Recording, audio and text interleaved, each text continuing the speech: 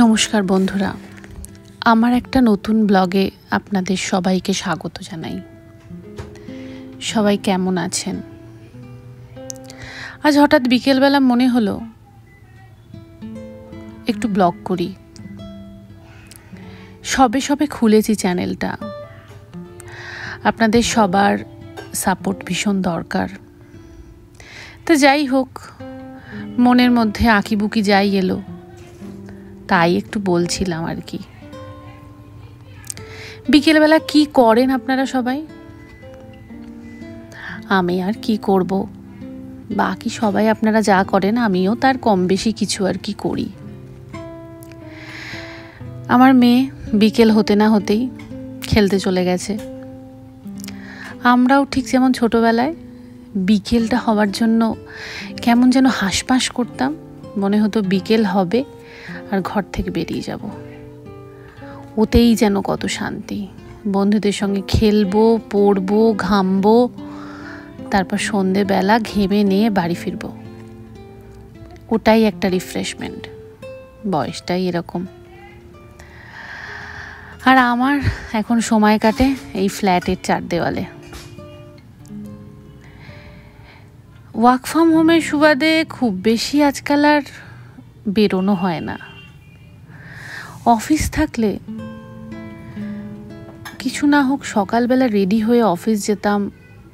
অফিসে গিয়ে দুটো বন্ধুদের সাথে কথা বলতাম, কাজ করতাম, লাঞ্চে গিয়ে একটু গল্প হতো।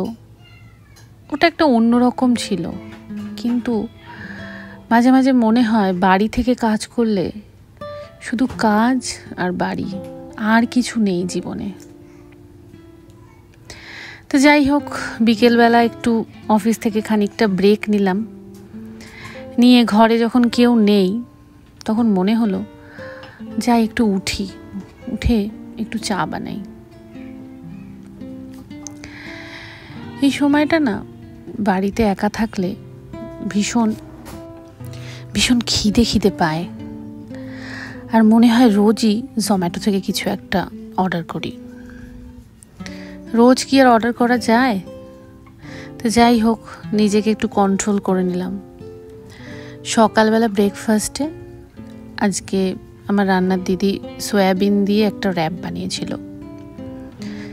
বেশ টেস্টি হয়েছিল, হেলদিও বলা যায়। তো সেটাই একটু বেশি ছিল। আমি আবার ওটাকে র্যাপ করে ফ্রিজে রেখে দিয়েছিলাম। হঠাৎ করে মনে পড়লো, আরে খিদে পেয়েছে, ওটাই বার করে নিই। ওটাই বার করে একটু গরম করলাম আর কি।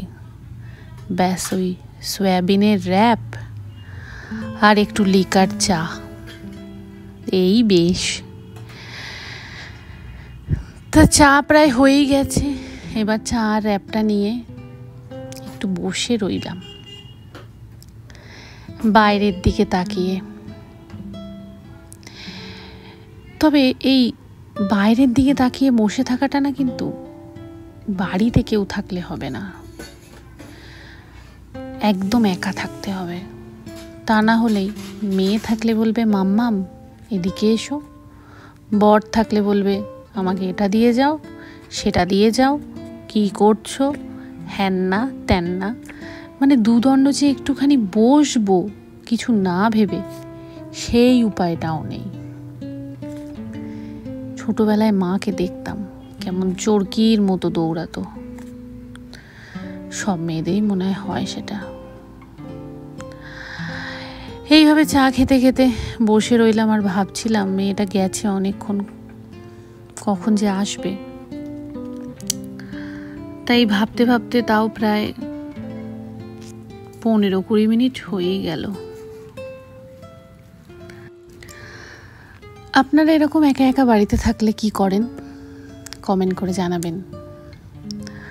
আমার কিন্তু মন্দ লাগে না এরকমভাবে একা একা বসে থাকতে, আর নিজের জন্য একটা টাইম বেছে নিয়ে সেই টাইমটা এনজয় করতে।